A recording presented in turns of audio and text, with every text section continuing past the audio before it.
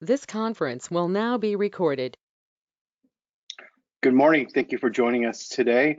As I'm here to introduce Lurie Children's Otolaryngology Specialist, Dr. Valika.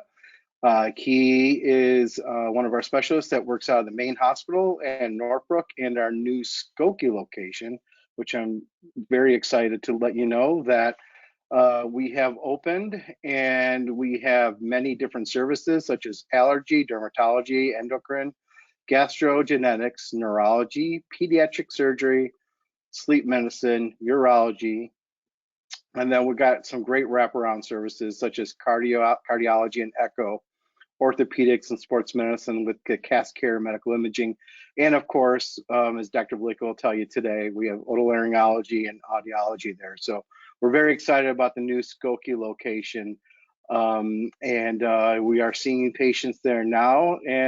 But without any further ado, I'm going to pass this over to Dr. Valika, and so he can go through his presentation and talk a little bit about the ENT department. Thank you, Dr. Valika. All right, thank you, Chad, and thank you everyone else who is joining. I'll get right into it so we can keep this day moving.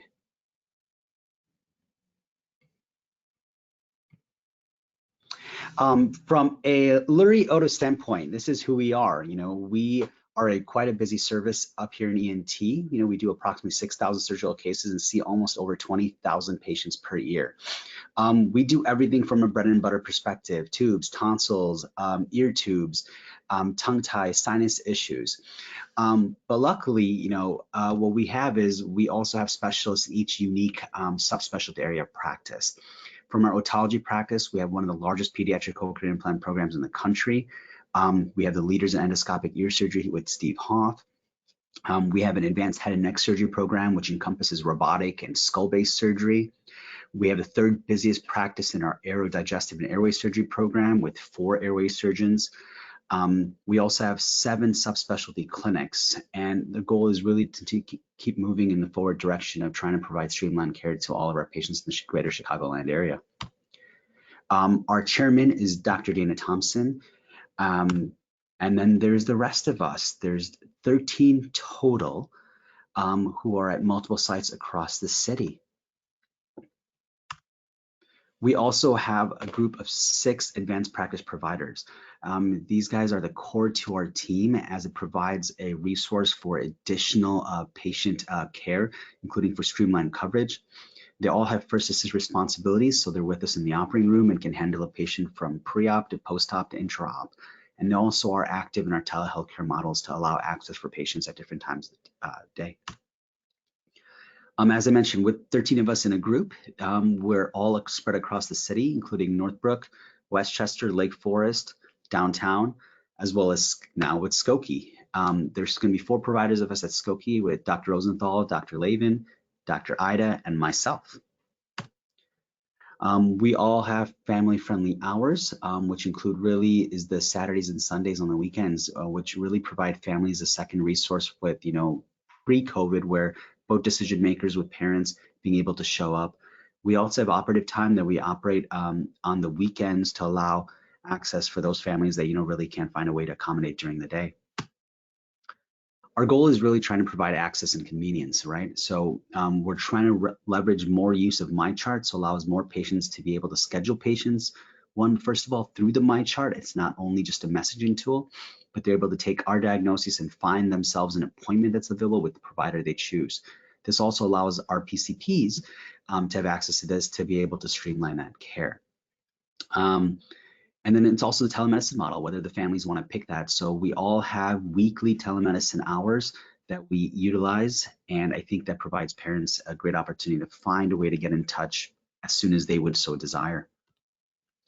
Our goal forward is really moving into the streamlined care model and trying to broaden this care for same visit surgery, not just for tube placement, which Dr. Billings has outlined so well in the downtown region, but moving towards same visit surgery out in the suburbs. So working at the satellite models and looking for not just ear tubes, but tonsils for chronic tonsillitis. We're allowing our PCPs to refer directly into the specialist model for same-day surgery as well, and really trying to improve our digital front door for this opportunity. From a PCP standpoint, we have our Lurie MD, which allows direct access to one of our physicians that other physicians can call. For those individuals within our CIN, we also have Rapid Connect, which keeps my phone buzzing almost all day instantaneously. If you don't respond within 2 minutes, it keeps buzzing and buzzing. So we'll get back to you. And then, of course, there's that Epic and Baskets for those within our network as well. I wanted to touch base to you guys briefly this morning about just advances in airway and sleep. That's my niche that I do on top of our regular tubes and tonsils. But I figured in terms of our innovation downtown, what we're sort of trying to do is advance the field to truly be a leader in this realm. We're going to talk a little bit about the upper airway. You know, most people sometimes associate it from a snoring or sleep perspective as, you know, tonsils and adenoids. That's the problem. What else could it be? The fun part of my job is finding, well, what else could it be? And I sort of wanted to go through that, you know, it's not just about tonsil adenoids, and this is the fun part of my workup because I really try to find what other things could potentially cause this child to having a sleep disturbance or sleep apnea. You know, so we know 10 to 12% of kids snore, but not everybody has sleep apnea. And the goal of having untreated sleep apnea can result in a serious morbidity. So identifying these underlying etiologies can help prevent long-term neurocognitive or behavioral defects. The question we always get in clinic, is my child safe? And it's, you know, when a child comes to you, we ask them, are they snoring, pausing, mouth breathing? Are classical symptoms of, you know, sleep disorder breathing issues, difficulty swallowing? Are they tired during the day? Have they not slept well?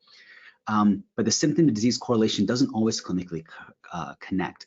You know, studies have tried to elicit what is the role of a physical exam with predictive value of whether they're gonna have sleep apnea or not. It's not relevant. Some kids can have obstructive hypoventilation and may not necessarily present with apneas, but still have gas exchange abnormalities. So it's trying to figure out, you know, if they have obstructive sleep apnea, which is diagnosed via a sleep study, or do they just have sleep disorder breathing? And when do we make that call for, one, a sleep study, and two, surgery? So I sort of wanted to talk you through my understanding of this. And these are the academic guidelines from the ENT Academy, the American Academy of Pediatrics, and the American Academy of Sleep Medicine. And these are the recommendations from a sleep study perspective. So when you have a patient, ideally what the guidelines presented by the ENT Academy encompass the American Academy of Pediatrics and the American Academy of Sleep Medicine. We had members of both societies available on our academy board in developing our guidelines. So it's truly all encompassing. And truly, I prefer a sleep study when a child who's, you know, has obesity, Down syndrome, mucopolysaccharidosis, other neurologic disorders, or when the physical exam doesn't really correlate with their symptoms, if their tonsils are really small and something just doesn't make sense. And the reason for that is because, you know, we have alternate routes of potentially considering roles other than a sleep study. But for most children, you know, tonsil adenoids are what is causing their sleep apnea and what fixes their sleep apnea. It's a 2-week recovery, and there's resolution in roughly 75 to 99% of cases. Most people, when I talk to my families, I say it's roughly right around that 90% mark, where in an otherwise healthy child, you won't have sleep apnea after that. But the question arises, what do you do if you're still having symptoms? So most of the time we go down the sleep medicine route, right? You've had your tonsil adenoids taken out, we get a repeat sleep study, you still have some degree of sleep apnea. Well, all right, we'll go with the CPAP or the high flow nasal cannula. The question becomes, well, is there something else that we can do? And this is sort of the innovative aspects of our downtown medicine that we sort of offer. And it's called the drug-induced sleep endoscopy. With the goal of a drug-induced sleep endoscopy, or DISE, moving forward for this lack of time, is really to stimulate the natural sleep without affecting the sleep neurophysiology. And it's ideally to put a camera in the airway and watch what causes the obstruction. And it provides targeted and tailored surgical intervention. So I kind of want to show you what that looks like. So here we have a child in the operating room. The camera knows and replicating that specific thing. You can hear the child snoring. Here you can see the upper airway collapsing. So you can see the epiglottis collapsing, causing snoring. You can see these are the vocal cords right here. The rest of the airway is collapsing. You see the child breathing and snoring. This child had his tonsils in place. So instead of putting this child through an unnecessary tonsil and understanding, oh, that didn't make any difference to your airway, let's go back, we are able to provide that targeted and tailored therapy. Then the question arises, well, can't you just do this for every child? And is this an alternative to sleep studies going forward? Because the cost of a sleep study is roughly $3,000 to $6,000. Insurance, lack of access to sleep medicine certified pediatric physicians, and lack of sleep centers who train in pediatrics. So we've had a lot of reviews in this, and for pediatric sleep, endoscopy has really been around since 2012. In adults, it was 1990, but it's really up for use in the last 8 to 10 years. And it's trying to understand this paper that was out of Seattle looked at the scoring system and identifying the degree of collapse. So what? We can all say what things look like, but does it actually matter and how does it work? They did have very interesting findings where they actually had children who had sleep studies as well as getting the sleep endoscopies, and were able to correlate the increased findings based off of their scores with the severity of sleep apnea they had. So it's something that we just wanted to consider, and it's something I routinely do to provide that targeted and tailored therapy for our families. And more innovating towards broadening the indications for it. So if you still have sleep apnea, what else could be causing it? I had those stars at the beginning of the talk of where else could these things be causing? And I thought it'd be interesting because we have some of these diagnoses that we're commonly referred for, but you never see the other end of it. So laryngomalacia are noisy breathers and squeaky feeders, right? And laryngomalacia translates to floppy larynx, and it's that collapse of that voice box. And I kind of wanted to go through and show you what it looks like in real time. Traditionally, it's managed through a very medical approach, right? 90 to 95% of kids with laryngomalacia don't get surgery. It's self-limiting, treated with reflux, goes away approximately anywhere from 12 to 18 months through close follow-up. But when children who are having airway obstruction, failure to thrive, not feeding well, that's where we sort of get involved. So this is a child with a drug-induced sleep endoscopy watching that upper airway actually collapse. Here you can see the floppy tissues collapsing, the curling of the epiglottis, and it's, it gives you a very clear picture of, okay, what's getting in the way, what do I have to fix, and what is it going to look like? Fixing it is rather done the same way. We saw what the area of the collapse was. Using a microscope and using microlaryngeal instruments, we do everything through the mouth and are able to excise the floppy tissue and trim that release. And the picture on the left shows you where those tight folds were, the collapse was, to what it looks like post-op. Release of those folds, no further collapse, and a great view of the glottis itself. Quite often we get patients with bronchomalacia or tracheomalacia and that floppy cartilage. And traditionally, this is what it looks like, right? So you have the loss of the anterior posterior diameter, the collapse, and the floppiness. Some kids have it a different etiology and look very torqued, but this can cause a lot of symptoms in terms of recurrent pneumonias, barky cough, and sort of mimics asthma. In most children, it's usually self-resolving. It's by the 24 months of age. Traditionally, with kids with severe tracheomalacia, those in the hospital were treated with tracheostomy or an aerodipexy to move the trachea up and create a stent. In the last 2 years, we've actually moved in the direction of doing a posterior tracheopexy. This procedure itself, here, we are the second largest institution in the country performing this procedure and moving it. What we're actually doing is allowing the back of the trachea to be tacked to the anterior spine. We work with our pediatric surgery colleagues. They work through the chest, we work through the airway.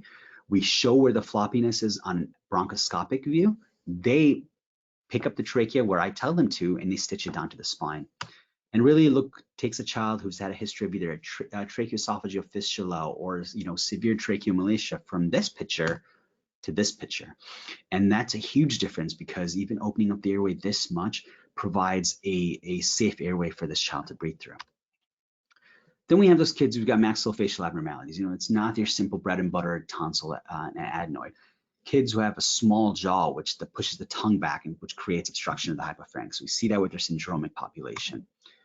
You can see the micrognathy seen on this child. And then you have those kids who have other syndromes, which causes just a large tongue in the absence of a small jaw. The goals for these children are ideally breathing and feeding, and they're in that neonatal stage. Traditionally, we've allowed them to just grow if they can, let the jaw grow, let them breathe, non-invasive support, and get them through that. When it fails, traditionally it's been tongue lip adhesion or mandibular distraction, both procedures done by plastic surgery. The tongue lip creates a long-term feeding issues, and a child can have it if they start to have teeth. A distraction is a quite invasive procedure, makes your hospital stay a lot longer, and has external fixators. And for that family to have that happen to a newborn is quite invasive. What I've recently developed is a tongue-based suspension procedure. I've been doing this for the last 18 months, and it truly is a new take on targeted therapy of what's causing the obstruction. So in those children that have glossoptosis or a large tongue, we find a way to directly manage the site of obstruction. And we're looking at long-term data. So I actually do this procedure under fluoroscopy. And what you're seeing here, this is the child's tongue, and you can see there's lack of an air column right up to the level of the epiglottis. Since we do some fluoroscopy, we actually tailor where do we throw this stitch. So we have live intra-op results and information of, did I make this kid better? And here you're able to actually see the air column go all the way through from the oropharynx to the back of the throat. This child had severe sleep apnea. He was 6 weeks old, had an AHI of 81. 6 weeks out, his AHI was 0.4, complete resolution. So a great result. From an airway perspective, I just wanted to briefly go over what a normal airway looks like, because what we also love to do, and my other half in terms of complex sleep, is managing complex airway and looking at children who've got laryngeal stenosis with the glottic web, a child who has bilateral vocal fold paresis, and you can see that there's no glottic inlet, so this child likely has a tracheostomy. Underlying subglottic stenosis, you can see the entire scar band, whether it's from a history of intubation or other etiology, or even truly pinpoint narrowing, which would require some form of necessitation and work, or children who have anatomical abnormalities with the subglottic stenosis. And this is best through a multidisciplinary team approach. We have these children who have airway issues or tracheostomies, have feeding issues, chronic pulmonary issues, GI issues, pediatric surgery issues with G-tube, require social work help, and have speech involved. We actually have this through our Lurie Children's Aerodigestive Program. This program offers both pulmonary, GI, ENT, pediatric surgery, social work, all in one clinic, which allows these families to come in and have this discussion with us all at the same time. We meet monthly to review patients and collaborate on treatment goals, so it's not just a single set of eyes and a single surgeon saying this is the best next step. We operate together, so it's one anesthetic for a triple scope with GI, pulmonary, and ENT. We have a nurse coordinator, program coordinator that allow us to, really effectively provide information for these families and treatment so that they're able to get effective, streamlined care. These are the three things that from a aerodigestive evaluation perspective that we're able to offer in one single setting. So really prevents the need for triple anesthetics in these complex patients. What does expansion surgery look like? And I think this is some of the truly interesting stuff. When you have narrowing, you find a way to get rid of that narrowing. So we actually open up the trachea and we borrow a rib from the chest and actually place it into the airway. These surgeries take us, anywhere from 6 to 8 hours to do, but they're truly life-changing to get that trach out. So when you have collapse in the front, we put a graft in the front. Collapse in the back, we put grafts in the back. Depending on where we need it, whether we're cutting out the trachea or rebuilding it, it's labor intensive and it's quite extensive, but this is sort of what it looks like from an intraoperative view. I think it's interesting to see, here is the airway opened up. This is the area of the narrowing. These are sutures going into the airway and really opening it up for us to allow us to put a rib in place as a cap on the trachea to expand it. And this is what it looks like. This is a child who could only fit a 3/0 tube. You can see there's some subglottic cysts on the left and right of the immediate subglottis, and it's narrowed. After we did the expansion surgery, they have a complete circular luminal diameter. You can see the purple from our ink. This is the rib as it mucosalizes. You have a picture here on the left, which shows, quite some narrowing where you can't even get our camera fully through, and what it looks like immediately 2 weeks out after healing. The white is the rib, and it shows how it's healing and splaying open the vocal cords to give this child an airway. 6 months out, you can't even tell there's a piece of rib there. And I think, these are the results that we sort of go for and really truly chase to say, okay, this is what we're able to obtain effectively and really make a huge difference for this child to not have to breathe with a trach the rest of their life.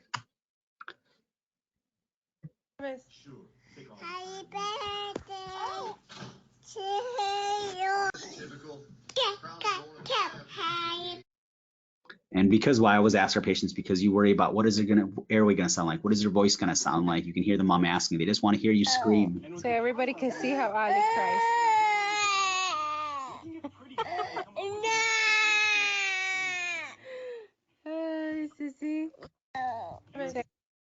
And that's really the goal here, right? So I think it's not just that we do plenty of complex patients, but our goal is to continue to pursue innovation. So it's taking your bread and butter tonsils, ear tubes, and we take those patients and we're able to find better outcomes, better results for as a group because of what we do here. And we're truly trying to pursue that innovation, whether it's through endoscopic airway and doing surgeries that haven't been done before, working with our complex population with tracheostomy in a multidisciplinary fashion to really get that care in a streamlined fashion, and then working with sleep as well as complex sleep. So it's not just, hey, we do tonsil adenoids, but yeah, we can do a lot more. But yes, I think I want to reemphasize the fact that, you know, our bread and butter is tubes, tonsils, and doing the general things that we all love to do. But we all have the expertise in subspecialty care to really tailor it for those families that once you're not able to get what we get, that we have resources and options further down the line if needed. Thank you for your time this morning. If there's any questions, feel free to reach out via email. It's tvalika@luriechildrens.org or my cell phone, 224-402-4396. I really look forward to working with all of you or interacting in some form or fashion up here at Skokie, Northbrook, as well as downtown. Thank you. Thank you, Dr. Valika. That was great. Especially love the Aerodigestive Program talk there at the end. Really great stuff. So just want to thank you for joining us today. And I just wanted to let you all know that, as Dr. Valika mentioned, that we have Lurie MD for you to contact Dr. Valika and the ENT staff if you so wish to use that, as well as here is more information on Dr. Valika. As he said, you can reach him at tvalika@luriechildrens.org. The cell phone number is 224-402-4396. And of course, there's always Rapid Connect and Epic. So I just want to thank everybody for joining us today. If you have any questions, feel free to put them in the chat room. And like I said, this is being recorded and I'll be sending this out to your colleagues as well. Doesn't look like we have any messages in the chat room today. So that will conclude our discussion with Dr. Valika. And I just want to thank you one more time for joining us today. Thank you, Dr. Valika. Thank you. Have a great day, everybody.